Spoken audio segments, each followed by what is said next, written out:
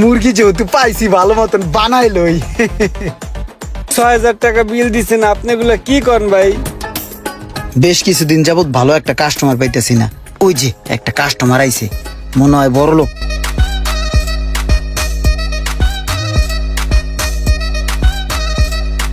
আসো নামো।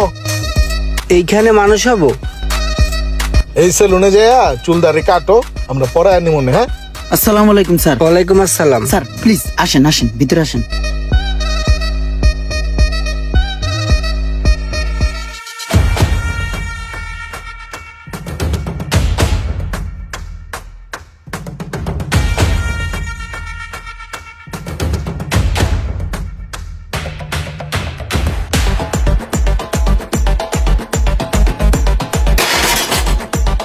স্যার কোন কার্ডটা দিব আপনাকে?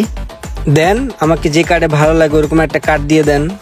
আপনাকে ঋত্বিক রোশনের একটা কার্ডে ভালো লাগবে, আপনাকে ঋত্বিক রোশনের একটা কার্ড দিয়ে দিচ্ছি। ওকে ঠিক আছে, দেন আমাকে ঋত্বিক রোশন বানিয়েই দেন। ওকে।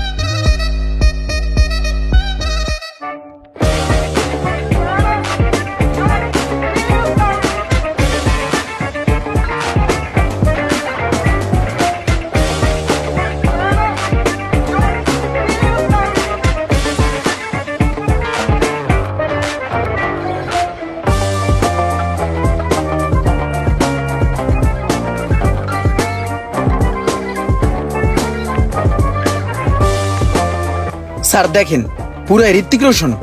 হ্যাঁ ঠিক আছে। স্যার আপনার চুলের সাথে ম্যাচিং করে আপনার দাড়িটা সুন্দর করে কেটে দিচ্ছি। ঠিক আছে, দেন।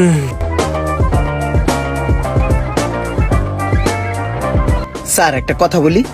বলো। আপনার যে গাড়িটা না, সেই পুরো বাঘের মতন।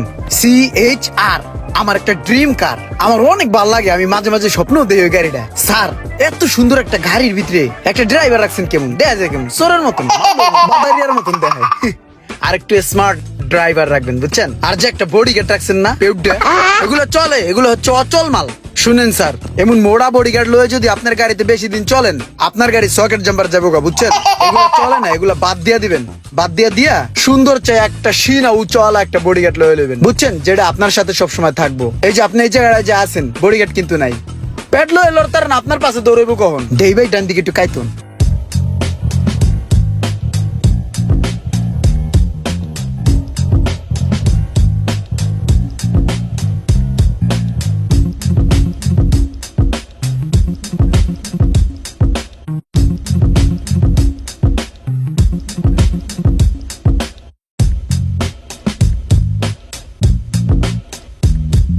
স্যার প্লিজ, আপনাকে অস্থির একটা কার্ড দিয়ে দিছি, দাড়িতে একটা প্রিন্স কার্ড দিয়ে দিছি, দেখেছেন? স্যার একটা বিষয় কি লক্ষ্য করছেন? আপনার ফেসে কিন্তু অনেক ডার্ক স্পট পড়ে গেছে, অনেক ডার্ক সার্কেল পড়ে গেছে বড় বড়। এগুলো যদি এভাবেই চলতে থাকে, দেখা গেছে একটা সময় অনেক পড়ে যাবে। এই ডার্ক সার্কেল যদি আপনি রিমুভ করতে চান, সেক্ষেত্রে আপনার একটা থাই ফেসিয়াল লাগবে। স্যার আমার কাছে থাইল্যান্ড থেকে আমদানিকৃত একটা সুন্দর ফেসিয়াল আছে। ওই থাই ফেসিয়ালটা যদি আপনাকে করে দেই, তাহলে আপনার ফুল ফেসের ভিতরে একটা ব্রাইটনেস চলে আসবে, একটা কিউটনেস চলে আসবে। তো ওটাই আপনাকে করে দিচ্ছি। হ্যাঁ ঠিক আছে, তাহলে দিয়া দেন। মুরগি যেহেতু পাইছি ভালো মতন বানাইলই।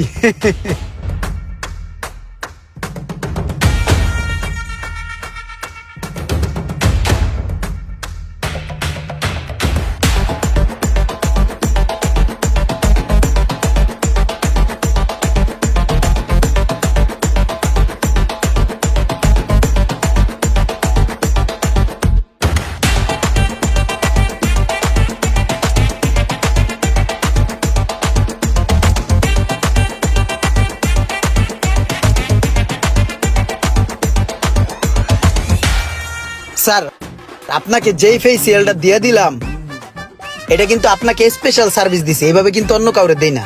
আর যদি এই ফেসিয়ালটা আপনি মাসে একবার করে নেন তাহলে কিন্তু আপনার ফেস অনেক ব্রাইটনেস হয়ে যাবে, বুঝছেন?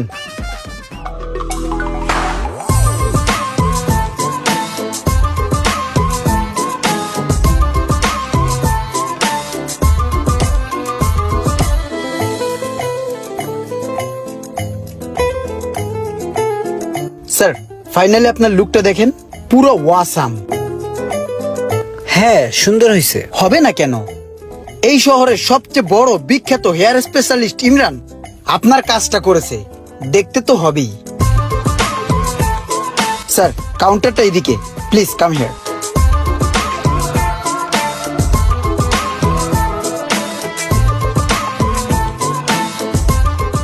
স্যার এই যে আপনার বিলটা, আপনার টোটাল আসতে হয়েছে 7,900 টাকা। তো 1,900 টাকা আমি ডিসকাউন্ট করে দিচ্ছি। আপনার ব্যবহার কথাবার্তা আমার অনেক ভালো লেগেছে, ঠিক আছে? আর 6,000 টাকা দিলেই হচ্ছে। ভাই এটা আপনি কি কন ভাই?